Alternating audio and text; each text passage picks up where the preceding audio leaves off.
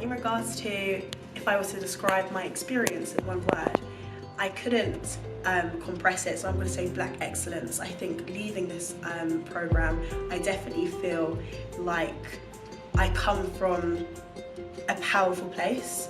And again, one of the trainers did say that walking into a room and knowing your history of like the black leaders, your black kings and queens, I think I'm definitely going to walk in a room with my head held high, and I'm going to take that with me for the rest of my life. So, yeah. One thing I will take away from this workshop is it's okay to be vulnerable and it's okay to express yourself.